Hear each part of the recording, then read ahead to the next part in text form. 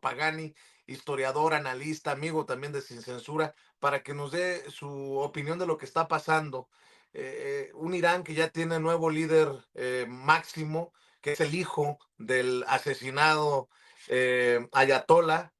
También de último minuto, Francia anuncia, el presidente Macron anuncia una operación defensiva, dice, una operación de defensa para abrir el estrecho de Hormuz, como si se le hubiera ocurrido a Irán de la nada cerrar el estrecho de Hormuz. En fin, un presidente Donald Trump pues que, que avala esta idea de aniquilar al pueblo iraní o a un sector del pueblo iraní. En fin, ¿cómo ves las cosas, querido Alessandro Pagani? Te abrazo, ¿cómo te va?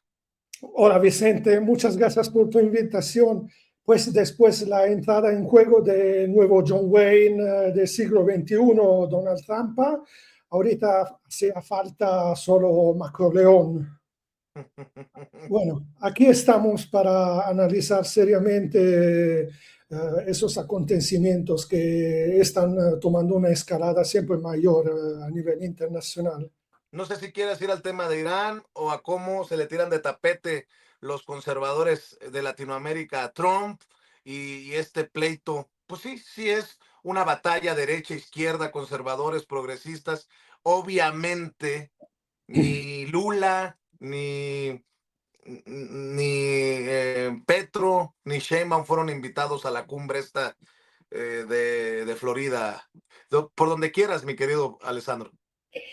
Mira, yo creo que hay que tomarlo un poco como una reflexión donde tenemos que tomar una bocada de oxígeno, porque las noticias que llegan desde el comienzo de este año nuevo, 2026, pues es terrible. O sea, hay unos acontecimientos cada semana que escalan siempre más. Hemos empezado con lo que eran las protestas y los motines anti-ICE en Estados Unidos, los asesinatos de esos dos ciudadanos estadounidenses, la represión contra los migrantes, contra nuestros hermanos trabajadores mexicanos que trabajan y viven en nuestra Aztlán.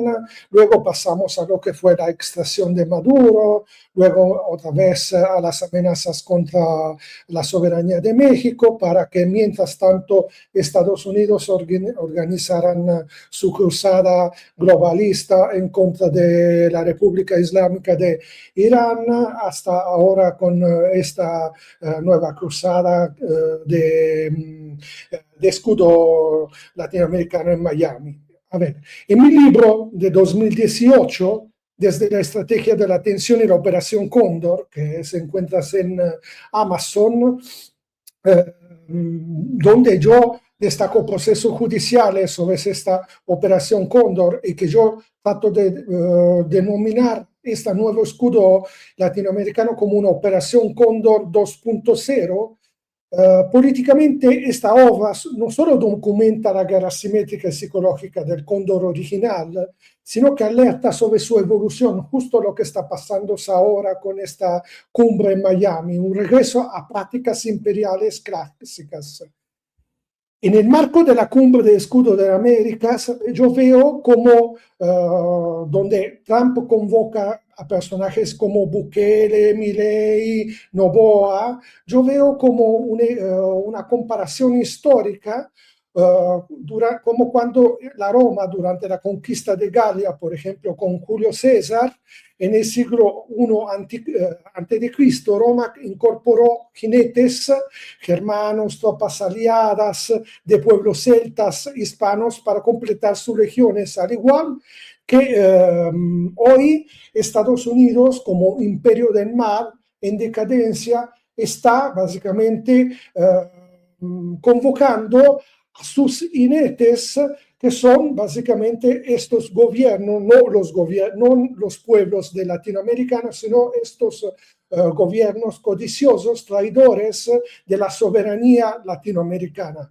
Esto es lo que yo veo, pero sí ahora, como habías dicho al comienzo, Vicente, pausamos un poco todos estos acontecimientos y lo vamos a hacer en una forma un poco socrática, como audiencia mexicana, limitada como un pensamiento crítico que se ha limitado en todas estas décadas de priismo a través de una plutocracia que fomenta herramientas, que no fomenta críticas escépticas. Entonces yo la pregunta, y te paso la bala a ti, Vicente, es, no es que esta hipnosis de masa, o sea, ese flujo perpetuo de noticia que no nos impide, ver el cerco como debilidad imperial, podemos romperlo mediante una huelga general, afirmando autonomía política y soberanismo hacia un multipolarismo donde la dignidad ética prevalezca. Estoy diciendo literal, frente a esta agresión imperial, a este escudo latinoamericano, la clase trabajadora mexicana en nuestra Aztlán, desde Aztlán hasta los lagos, es capaz de cerrar el puño de los trabajadores y lanzar una huelga política general en contra del fascismo de Donald Trump? Esa es mi pregunta, tu pregunta, mi estimado Vicente. Híjole, qué fuerte pregunta y qué difícil responderla. Yo creo que de bote pronto te diría, sería urgente y necesaria, pero siendo realistas, creo que iría incluso en contra de cualquier negociación de alto nivel, con estas ideas en Estados Unidos de que es el propio gobierno el que está incentivando, motivando desde embajadas, desde consulados, la insurrección o el levantamiento para reclamar nuestros terrenos robados después de la guerra entre México y Estados Unidos. En fin, tú sabes más de historia y tú tienes una claridad que yo no tengo, Alessandro, pero qué pregunta tan importante estás dejando en la mesa. Sí, fíjate, continuemos con humildad este intercambio magético. Siempre en mi libro, y para entender políticamente, hay que entender cómo el nuevo Cóndor hoy no es solo represión, como fue en los años 70, sino es un modelo donde las naciones periféricas sirven al centro como eco de imperios antiguos, como yo mencionaba, como Roma, que delegaba guerras a extranjeros para mantener su mito de superioridad. A ver, el termómetro geopolítico en marzo de 2026 arde. La cumbre en Miami forja un escudo que aísla a México y Brasil, usando gobiernos alineados como auxiliares a una guerra sin límites, cognitiva económica contra influencias multipolares como China y Rusia en nuestra América. Esto marca el colapso del occidentalcentrismo, sus ideales de libertad que se revelan con máscaras para una violencia liberal occidental céntrica arcaica y donde la coerción al estilo de Ludendorff, es decir, esa guerra total que después se retomó Goebbels en la guerra contra la Unión Soviética, pero que después al final de la Segunda Guerra Mundial lo tomó ese primogénito de Freud, que era Edward Bernays, a leer y a saber interpretar su obra maestra, que era propaganda. Bueno, conectamos con Roma y voy a hacer otro ejemplo. Es la batalla de Sama del 202 a.C. durante la Segunda Guerra Mundial, donde Escipión africano alió con el rey númida Masinisa, utilizando su caballería extranjera para derrotar a Aníbal, ilustrando cómo Roma convertía aliados periféricos en herramientas de expansión sin comprometer sus legiones centrales. Hoy, este patrón revive en el cerco trumpiano, donde el caos generado, ataques a Irán, extracción de Maduro, acelera la implosión globalista. Pero te paso de nuevo la bala a ti, Vicente, pero hagámonos una pregunta socrática. ¿Y si en lugar de temer esta fortaleza aparente, cuestionamos nuestra propia vulnerabilidad política?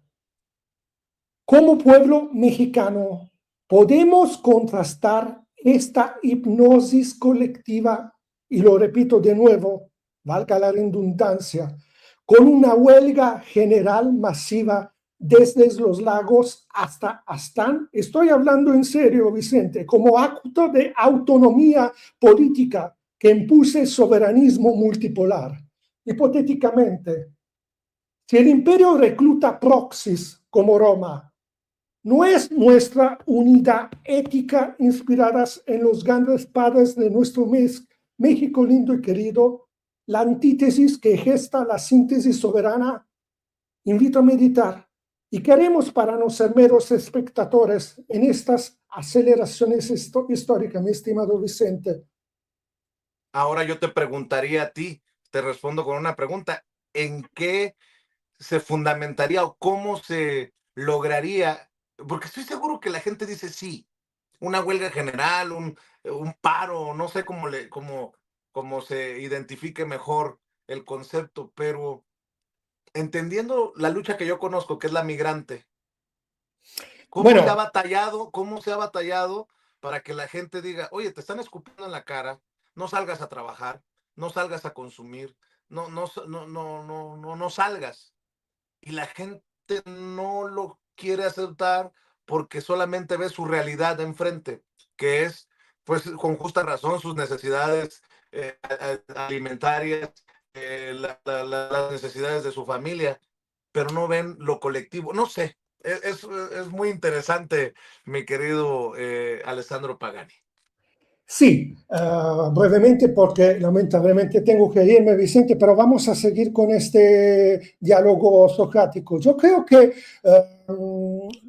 México y el pueblo mexicano, la clase trabajadora mexicano, tiene sus herramientas, tiene sus anticuerpos, su experiencia histórica, la huelga de Cananea. Yo no creo que yo pueda tener estas respuestas, más bien esta respuesta la tiene el mismo pueblo que muchos han denigado diciendo que era un proletariado sin cabeza, pero ese proletariado sin cabeza se ha vuelto muchas veces como la cabeza, esa, decimos, retaguardia ideológica que representa una luz, un faro de esperanzas para todos los pueblos, no solo del continente de nuestra América, sino para todo el mundo. Recordamos Lenin, que siempre ha mirado hacia México como ejemplo de la primera revolución social de la humanidad y del siglo XX, la revolución de Pancho Villa y de Zapata.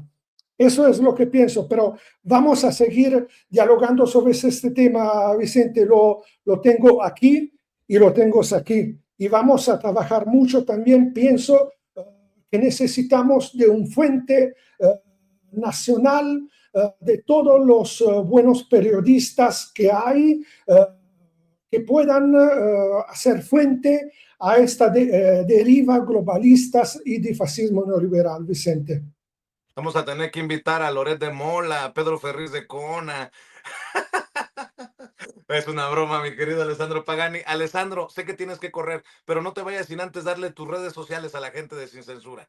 Sí, en X, el brigantero, todo junto en minúsculo. Allí van a encontrar todo mi trabajo y también puedo dialogar con todos los que me escriben para seguir el debate que hoy tomamos en cuenta, mi estimado Vicente. Y una disculpa si tengo que irme y despedirme así tan rápido contigo y una disculpa también para todos los oyentes, pero aquí está un italiano que está pronto a dar batalla con todo su pensamiento crítico en defensa de la soberanía de México.